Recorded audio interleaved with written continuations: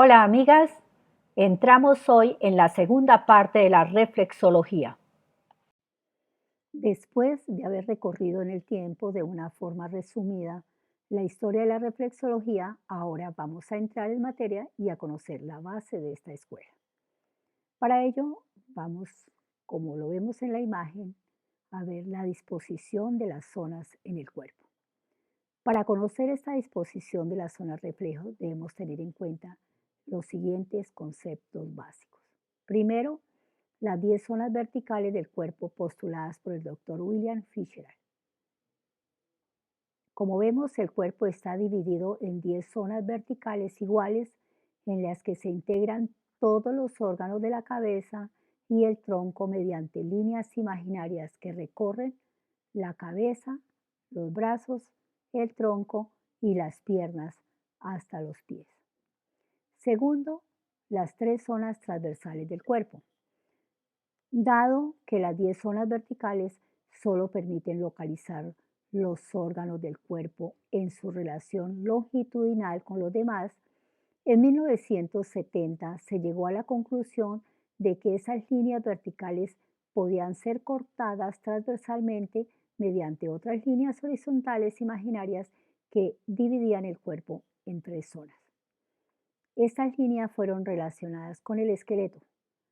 Se observa en la práctica que bastaban 3 líneas para esta división y que podían relacionarse con zonas anatómicas concretas. Estas líneas transversales son, primero, en la región superior de la cintura escapular. La estructura de la cabeza y cuello quedan por encima de esta línea horizontal trazada sobre la cintura escapular. La segunda, en la región del margen costal inferior o la cintura. El tórax y la parte superior del abdomen quedan dentro del área limitada por la línea horizontal de la cintura escapular por arriba y la línea de la cintura por abajo. Y la tercera, a nivel del suelo pélvico. Los órganos del abdomen y la pelvis quedan dentro del área limitada por las líneas horizontales de la cintura por arriba y del suelo pélvico por abajo, como se muestra en la imagen que tenemos al frente. Con la ayuda de este entramado vertical y horizontal, los órganos del cuerpo pueden localizarse en uno de los 3 compartimentos principales, los cuales es necesario que los tengamos muy en cuenta para ubicar las zonas reflejos en los pies. Vamos a ver la disposición de las zonas reflejas en los pies. Para el masaje práctico de las zonas reflejas de los pies se han determinado las siguientes relaciones entre las zonas del cuerpo y las zonas reflejas de los pies. Primero, las zonas verticales del cuerpo dividen los pies desde los talones hasta los dedos en 10 zonas que se corresponden con las 10 zonas del cuerpo en las que se integran todos los órganos de la cabeza y el tronco. Por lo general, la zona reflejo de un órgano ocupa la misma zona vertical en los pies y debe ser buscado en ella. Por ejemplo, el riñón izquierdo está en la zona vertical 2 y 3 del cuerpo, del costado izquierdo, tiene su zona reflejo en las zonas verticales en el extremo proximal de los metatarsianos 2 y 3. Ejemplo, la columna vertebral está en la zona vertical 1 de los costados del cuerpo derecho e izquierdo del cuerpo. Por lo tanto, se refleja en la zona número 1 a lo largo del arco longitudinal de ambos pies. De igual modo, todos los órganos del cuerpo encuentran sus zonas reflejas en los pies en la zona vertical correspondiente. Segundo, las 3 zonas transversales se emplean del mismo modo para dividir los pies. Estas 3 partes son fáciles de reconocer en los pies. Si ponemos cuidado en la imagen, las vamos a detectar fácilmente. La primera línea transversal del pie va por las articulaciones de los dedos. Corresponde a la zona refleja de la cabeza y el cuello y se localiza en la región de las falanges de todos los dedos y corresponde a la línea transversal trazada al nivel de la cintura escapular. La segunda línea transversal del pie Se localiza en la región anatómica de los 5 metatarsianos de cada pie y están limitadas por la línea de la articulación de Lisfranc, a lo largo de la cual suele efectuarse la amputación parcial del pie. Se localizan las zonas reflejos en esta parte de los órganos y estructura del tórax y la parte superior del abdomen. Esta segunda línea corresponde a la división o línea transversal de la cintura, como se ve en la imagen. Tercero, la tercera línea transversal del pie se localiza en la región de los huesos del tarso y hacia arriba, incluidos los maléolos interno y externo. Se localizan las zonas reflejos de los órganos y estructura del abdomen y pelvis. Esta tercera línea corresponde a la división transversal del cuerpo a nivel del suelo pélvico y la articulación de la cadera. Si bien en la imagen está bien relacionado para que no se nos olvide y tengamos una imagen clara de estas divisiones. Al dividir así los pies en zonas verticales y horizontales imaginarias, se obtiene un entramado, una red donde cada zona encaja como las losas en un mosaico. De una forma práctica, vamos a ver la disposición de las zonas reflejas de los pies, ¿sí? Tenemos acá las zonas longitudinales que vienen desde la punta del dedo hacia el talón del pie. Tenemos la primera, la segunda, la tercera, la cuarta y la quinta, teniendo en cuenta siempre la estructura ósea del pie para ubicarnos. Cada una va de acuerdo a los metatarsianos, ¿sí? Va en la ubicación de las longitudinales. Pero también vimos las transversales, y las transversales, la primera que tiene que ver o la refleja de la cintura escapular va por las articulaciones de los dedos. Esta es la primera división. La segunda división la pueden ubicar ustedes teniendo en cuenta esta articulación de Lisfranc que está en este lugar, va la siguiente división, y la tercera se encuentra a nivel de la articulación de acá donde va el tobillo, debajo del tobillo, lleva la distribución, ¿sí? Entonces, así ustedes, ¿qué pasa? Con esa distribución, teniendo en cuenta siempre la estructura ósea del pie, ustedes tienen como un mosaico y ahí puede llevar adelante el masaje de una forma segura porque está ubicado de acuerdo a la división que le hemos hecho geográficamente, podríamos decir, en el pie. Con el paso del tiempo, la medicina tradicional aceptó y adoptó las técnicas reflexológicas, siendo reconocida como medio de curación de algunos trastornos y es utilizada como apoyo en el tratamiento de gran cantidad de enfermedades. En la imagen vemos claramente cómo la columna vertebral tiene una zona reflejo bien marcada en los pies. Vemos las 4 partes en que se divide la columna vertebral claramente relacionadas con la estructura ósea de los pies. Es muy importante, como lo pueden ver, conocer el sistema esquelético y su correspondencia en la estructura ósea del pie. Vamos a analizar las zonas reflejo.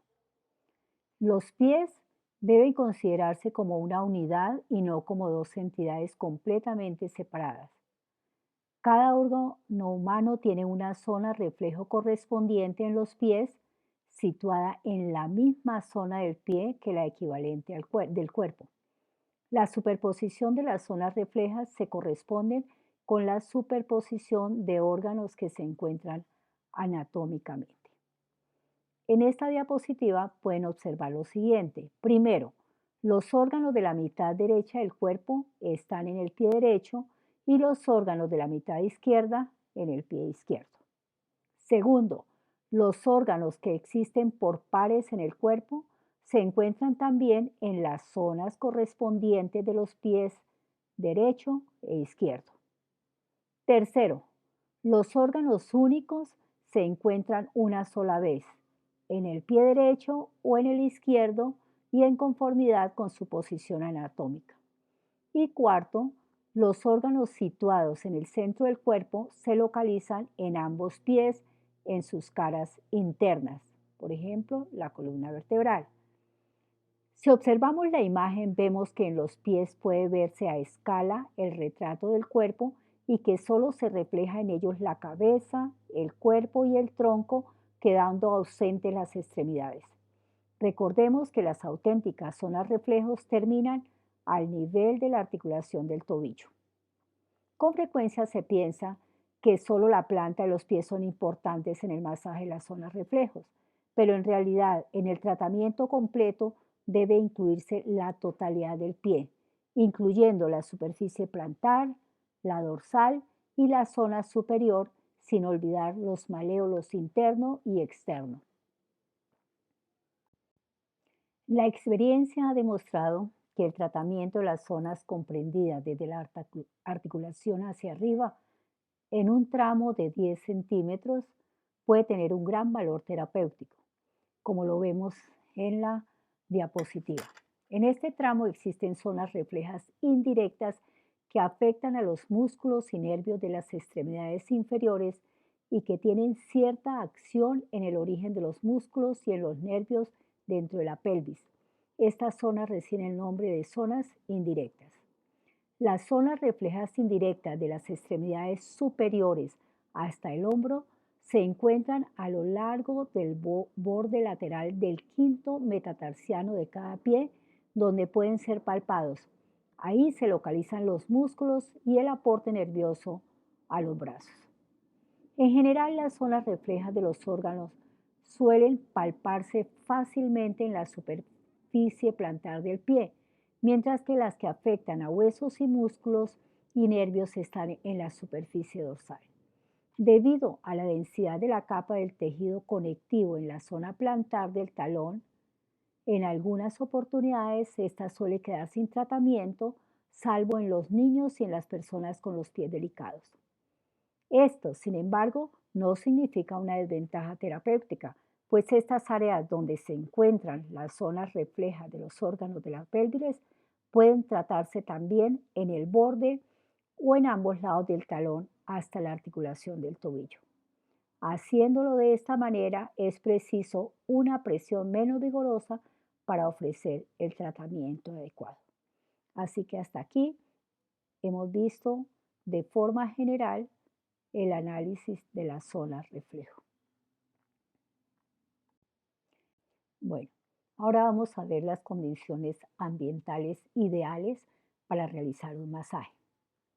Antes de administrar el tratamiento en las zonas reflejas de los pies, debe colocarse bien al paciente para poder potenciar los efectos del tratamiento.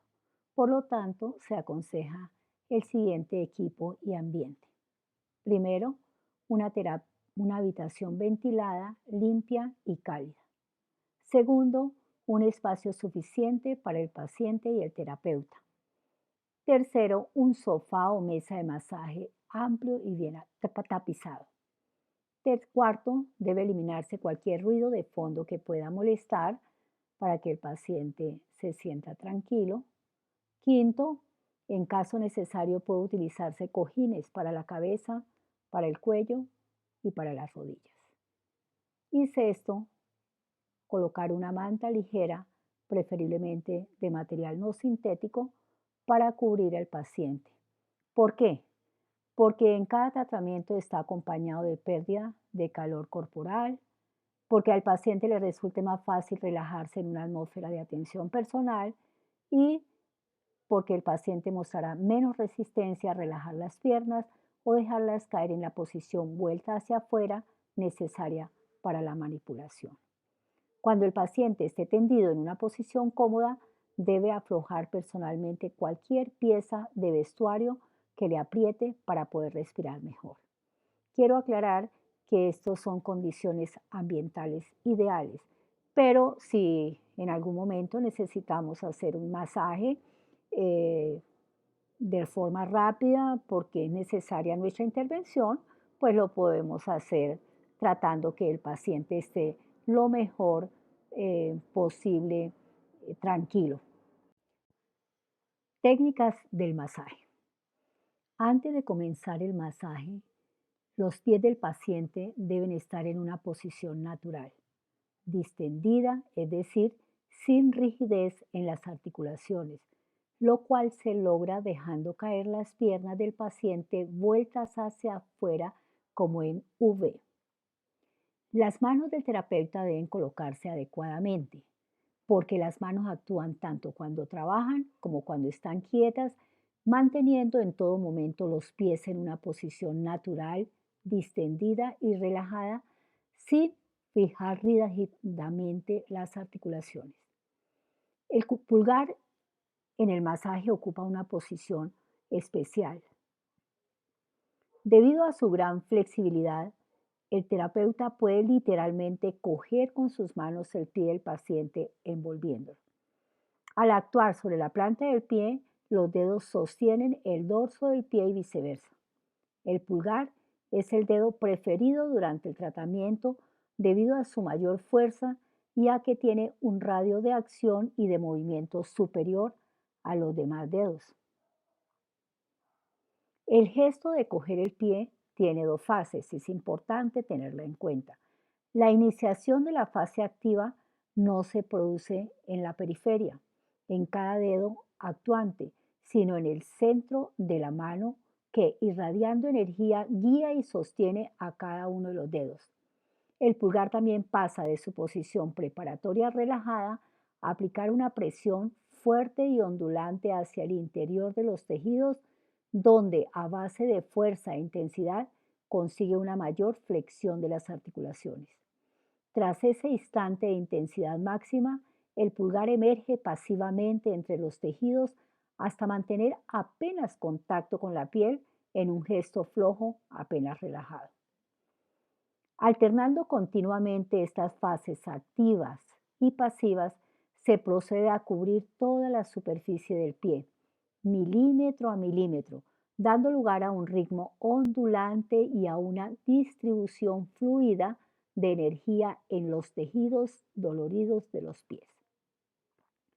El movimiento de la mano se dirige siempre hacia adelante, sin perder nunca el contacto con la piel durante la secuencia de presión. El movimiento se puede falsear cuando el pulgar del terapeuta está doblado en ángulo recto, pues el movimiento fluido hacia adelante se hace rígido y anguloso, y la uña del pulgar entra en contacto con la piel, provocando una innecesaria sensación dolorosa en el paciente. Incluso da lugar a una presión mecánica que, además de falsa, agota más rápidamente al terapeuta e impide que los tejidos del paciente se regeneren adecuadamente. Hay que tener en cuenta que la secuencia del movimiento de presión neutra puede potenciarse en dos sentidos según se varíe: el ritmo y el tiempo de trabajo, y segundo, la intensidad, que depende de la cantidad de energía empleada. El ritmo y el tiempo del trabajo puede ser lenta y pausada o rápida e interrumpida, y la intensidad puede ser suave y ágil o fuerte y estimulante. No existe ninguna forma fija para determinar cuál debe ser la intensidad y cuál el gasto de energía en un tratamiento determinado. No hay dos personas que reaccionen igual, ni una misma persona reacciona diferente ante el mismo estímulo si se alteran las circunstancias internas y externas. En general, se establece el umbral del dolor individual del paciente, y solo entonces, cuando el dolor disminuye y se hace soportable, puede empezar a volverse a la normalidad del tejido. Tampoco existen reglas rígidas respecto a la duración de la secuencia de presión, es decir, el tiempo en que se ejerce presión durante las manipulaciones. Si el paciente sufre grandes dolores, está muy debilitado o se encuentra muy agotado. Incluso una presión muy cautelosa en la zona refleja puede traspasar ese umbral doloroso, y esto es más probable que suceda cuando el paciente está en un estado nervioso debilitado o cuando un órgano se encuentra en fase aguda reactiva. En estos casos, preste atención muy cuidadosa y utilice solo el grado de presión que calme y recupere al paciente. Estire y dé tratamiento suave a los pies y las piernas con frecuencia. Al tratar pacientes con dolor agudo, como cólicos, dolor de oído, neuralgia, hemorroides, heridas, dolor de muela, etc., el movimiento se adapta para aliviar el dolor y calmar al paciente. Esto se consigue utilizando un gesto firme, que se mantiene 2 o 3 minutos, durante los cuales los dedos conservan una presión uniforme sobre los tejidos dolorosos. A menudo, y el dolor de un órgano desaparece al cabo de un breve periodo, el necesario para que el espasmo sea aliviado en la zona refleja. Esa presión sedante puede ser utilizada como una especie de primeros auxilios, y el hecho de que debe recurrirse a ella durante un tratamiento no excluye la posibilidad de continuar tratando otros órganos y sistemas para revelar la causa fundamental del estado del paciente, actuando siempre dentro de los límites de tolerancia del paciente. No lo olvide. Antes de comenzar el masaje, los pies del paciente deben estar en una posición natural, es decir, sin rigidez en las articulaciones, lo cual se logra dejando caer las piernas del paciente vueltas hacia afuera. Las manos del terapeuta deben colocarse adecuadamente. Las manos del terapeuta deben colocarse adecuadamente cuando están quietas, porque las manos manteniendo en todo momento los pies como cuando están quietas, manteniendo en todo momento los pies en una posición natural, distendida y relajada.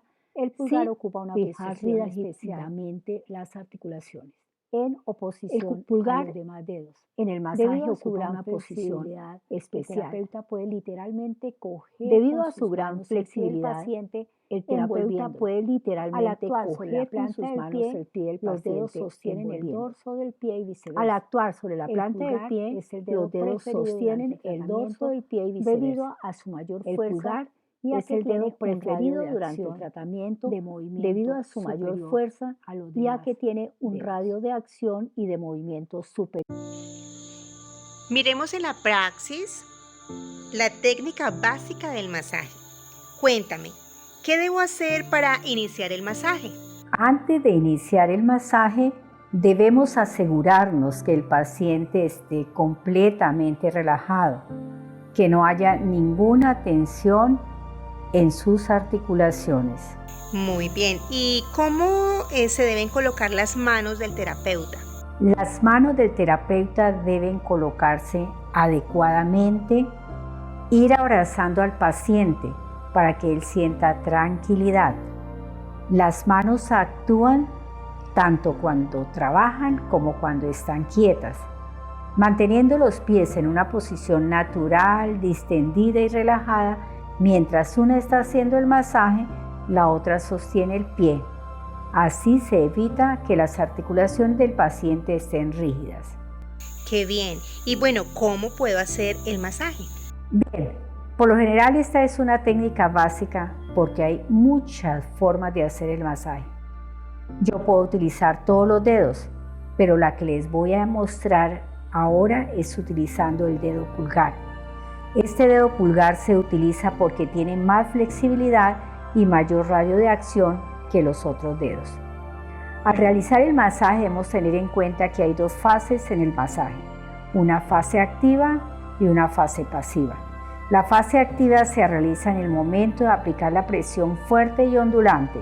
Después el pulgar emerge pasivamente hasta mantener apenas contacto con la piel en un gesto flojo, apenas relajado. Esta es la fase pasiva. El masaje debe ir haciendo presión hacia adelante, manteniendo el ritmo de presionar y aflojar de una forma regular, teniendo siempre en cuenta la fase activa y la fase pasiva sin perder el contacto con el paciente.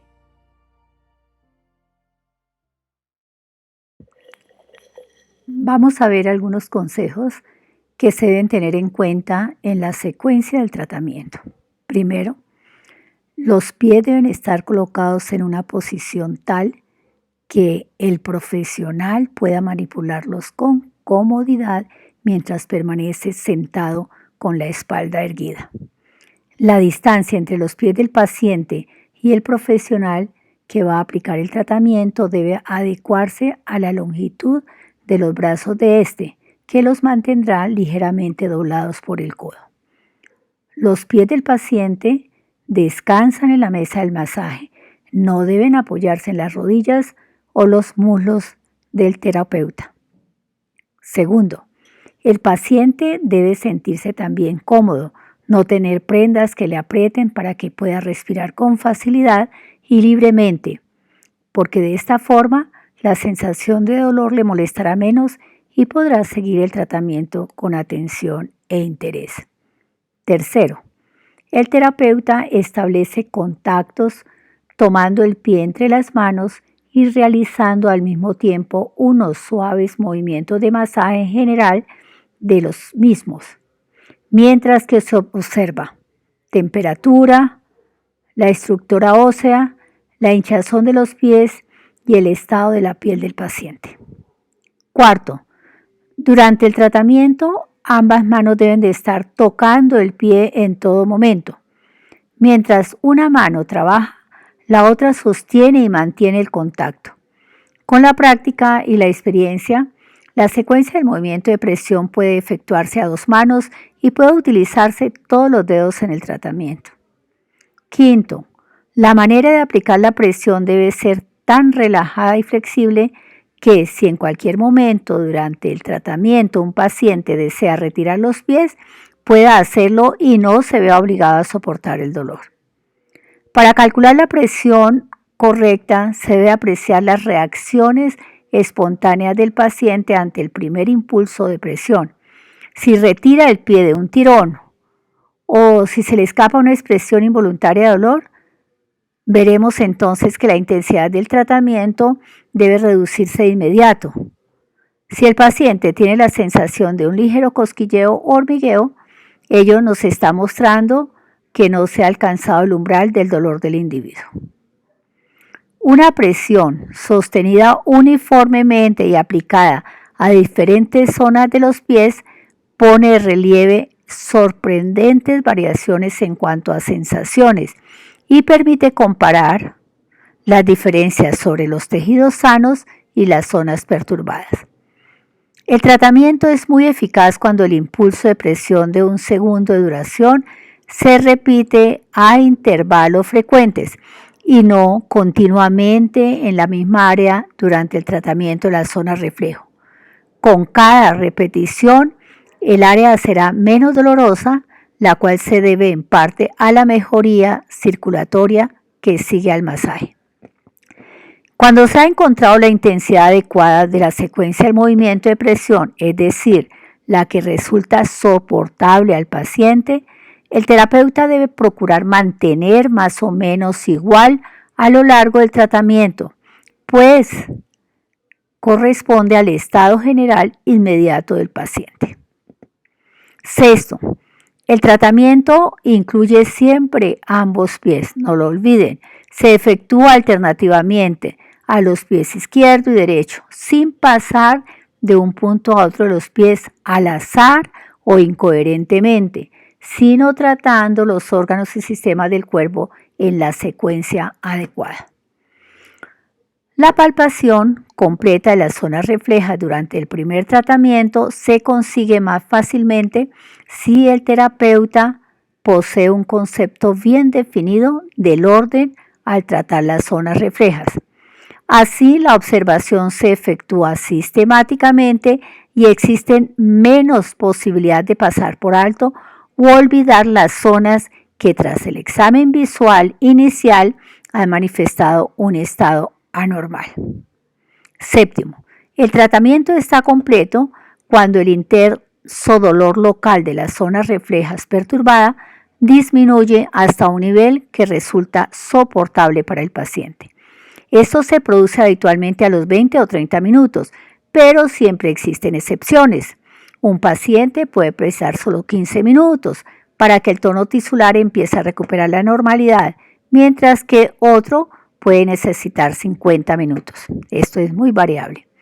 Es muy importante y tengan en cuenta la observación constante del terapeuta a las reacciones presentadas por el paciente, porque ello lo lleva a tomar decisiones de cambios en la sesión según lo requiera el paciente. Es recomendable el siguiente orden de los sistemas en la sesión del masaje. Primero, zona reflejo en la cabeza. Segundo, zona reflejo en el sistema músculo-esquelético.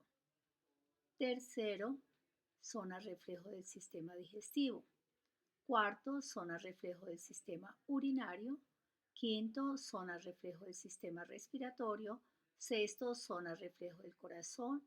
Séptimo, zona reflejo del sistema linfático. Y octavo, zona reflejo del sistema endocrino. Así es que con este orden aconsejado podemos llevar adelante un masaje reflejo. Recordemos que los pies nos avisan si algo ocurre en nuestro organismo reaccionando con un dolor en la zona que presionamos. Por lo tanto, no debemos de menospreciar el aviso, sino todo lo contrario. Debemos estar alertas y asegurarnos de que el problema se puede resolver haciendo un tratamiento adecuado a cada situación mediante ayudas naturales, ¿cierto?